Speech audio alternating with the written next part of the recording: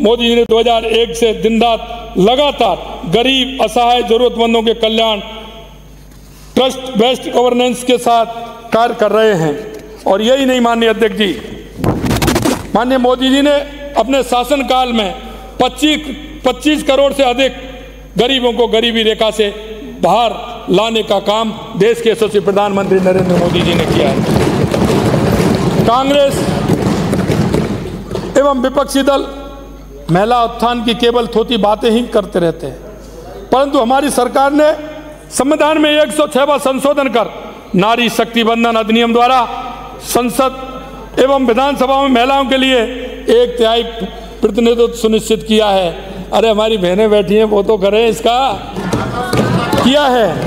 यशस्वी प्रधानमंत्री श्री नरेंद्र मोदी जी ने देश को विदेशों में भी प्रधानमंत्री जी ने देश को विदेशों में भी सम्मान दिलवाया। आज दुनिया के हर कोने में भारत का डंका बज रहा है, ये आप देख रहे हैं।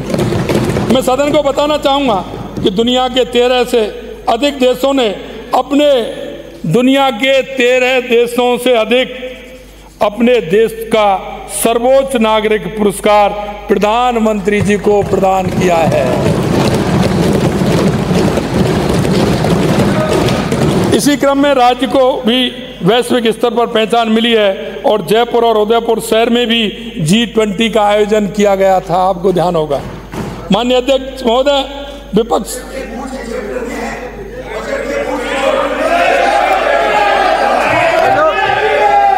मैं आपको समझाने में इसलिए नहीं हो पाऊंगा। माननीय अध्यक्ष जी, मैं एक कहानी बताना चाहता हूं। एक जंगल था, अकाल पड़ गया, अकाल पड़ा हुआ था, जंगल में भी पानी की कमी आ गई। तो वहाँ उन्होंने सभी ने कहा कि भाई पानी की कमी है, जंगल में पानी की कमी आ गई तो कैसे काम चलेगा। तो उन्होंने जंगल के राजा शेर से जाके गुहार लगाई। उसने कहा कि सबको बुलाइए, पंचायत होगी, पानी की व्यवस्था किस तरह से होगी। तो उन्होंने बुलाया, सबने अपने अपने सुझाव दिए, सबके सुझाव सर्वमान्य थे। तो उन्होंने कहा कि भाई ये तालाब तो हमारे पास है, लेकिन इसमें पानी बीत रहा है, भाई पानी कम है, इसको व्यवस्था कैसे होगी। शेर ने कहा, सब लेके सुझाव आए, सुझाव के माध्यम से कई ऐसे थे वहाँ कि उन्होंने कहा साहब इस तालाब को हम गहरा कर देंगे। कई होते हैं, खरगोश होता है, चूहा होता है जो अंदर जमीन से ईता है। कई लोगों ने कुछ सहारे के लिया, कुछ ने कुछ कहा, क्योंकि जंगल का जीवन, प्रकृति का जीवन भी अटपटा होता है, सबसे अच्छा होता है। आप देखते हैं जब हाथी चलता है तो रास्ते में जितने भी पेड़ पौधे पड़ते हैं उनमें से डाली तोड़ता हुआ जाता है। आप कहेंगे वो डाली क्यों तोड़ता है, वो खाता नहीं है। हाथी तो सूंड बड़ी होती है, कितना भी खा ले, लेकिन ये जंगल का नियम होता है कि जब हाथी चलता है तो पेड़ों को गिराते हुए छोटे मोटों को, तो छोटे जो जानवर होते हैं वो उससे भोजन अपना पाते हैं। ये जंगल की व्यवस्था है। तो जब हुआ कि उन्होंने कहा कि बताइए, तो उन्होंने अपना फैसला सुना दिया।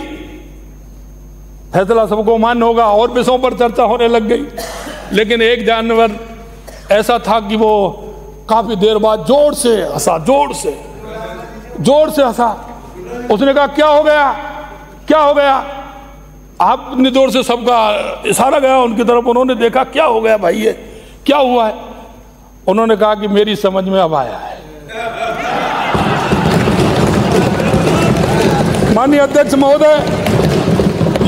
महोदय, विपक्ष के हमारे कुछ माननीय सदस्यों को केंद्र के सरकार के आंकड़ों को भी दिलचस्पी रहती है। मैं आपके माध्यम से उनके साथ ही समस्त सदन को अवगत कराना चाहूँगा कि यूपीए कांग्रेस के शासनकाल में 2008, आप सुन लेना भैया, अरे वो आप क्यों कर रहे हैं, जो समझना है।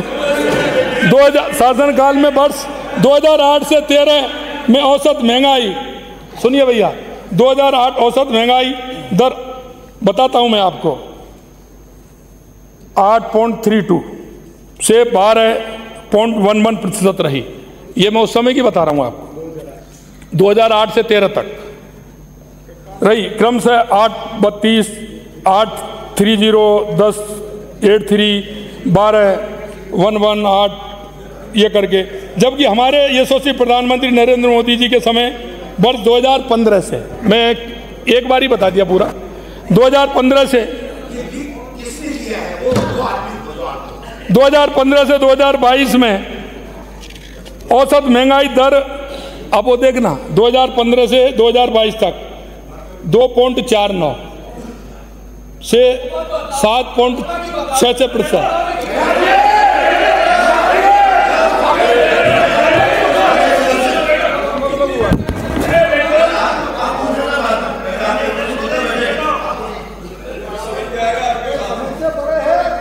आपको भी बता रहा हूं, नहीं क्या कारण क्या है, कारण क्या है कि जो अपने आप को किसी विषय में एक्सपर्ट मानता है ना, मानता है, कोई भी व्यक्ति मानता है ना, उसकी समझ में नहीं आता है।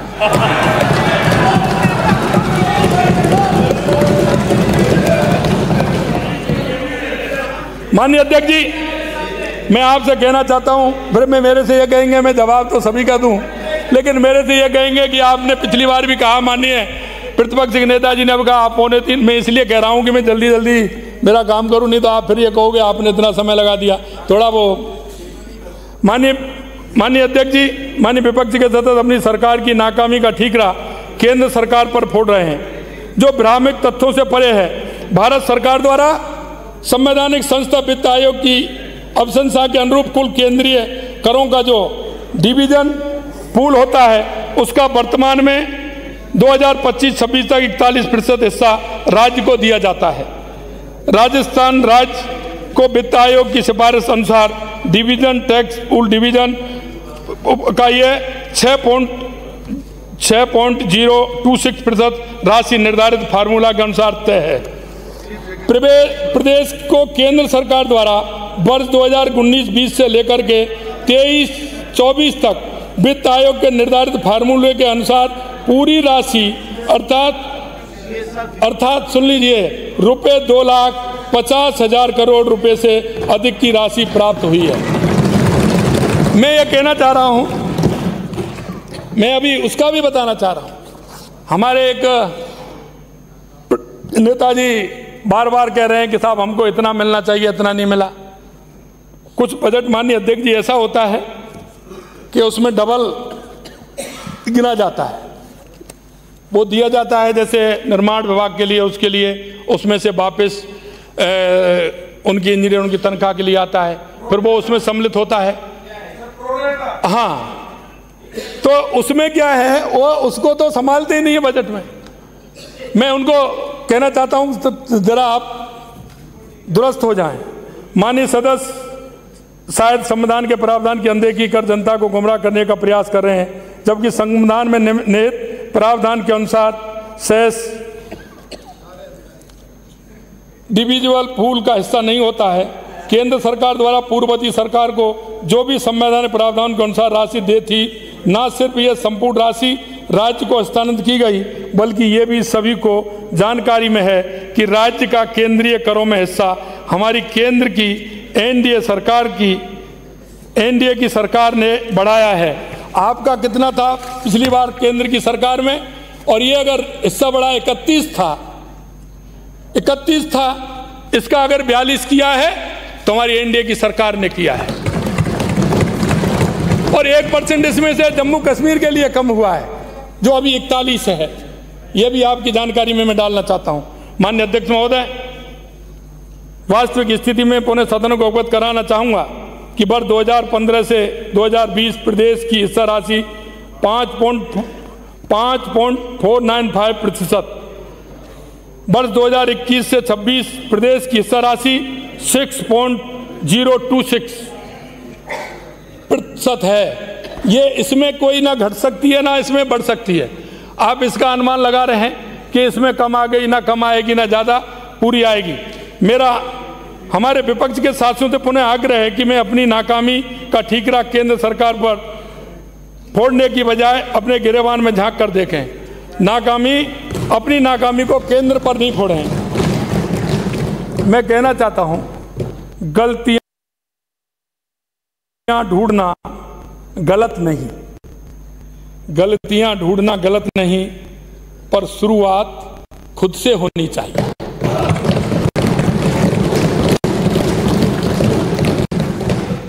माननीय अध्यक्ष महोदय, विगत सरकार ने जितनी गलतियां की उसे देखते हुए जनता ने उन्हें विपक्ष में ही लाकर बैठा दिया, किंतु लगता है अभी भी इन्होंने पूरा सबक नहीं लिया है। मैं आज इन्हें संदेश देते हुए कहना चाहता हूं, और उससे पहले मैं एक बात और कहना चाहता हूं। माननीय अध्यक्ष जी बार बार कहते हैं, पहले केंद्र में सरकार किसकी थी? केंद्र में सरकार किसकी थी? और अब केंद्र में सरकार किसकी है ना? लेकिन आप देखिए, मैं धन्यवाद देता हूं विपक्ष के हौसले को। लगातार तीसरी बार फेल होने पर भी टेबल बजा रहे हैं। किसी ने पूछा कि कितने नंबर आए, बोले 99। बोले कितने में से आए?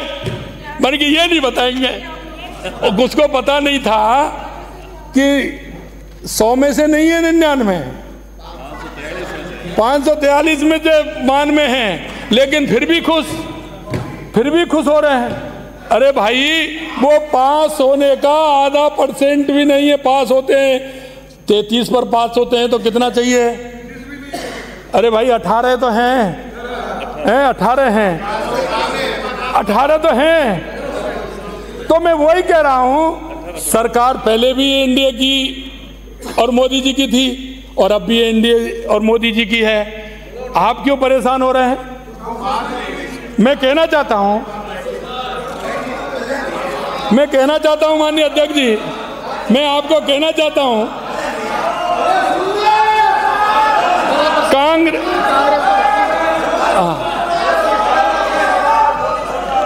कांग्रेस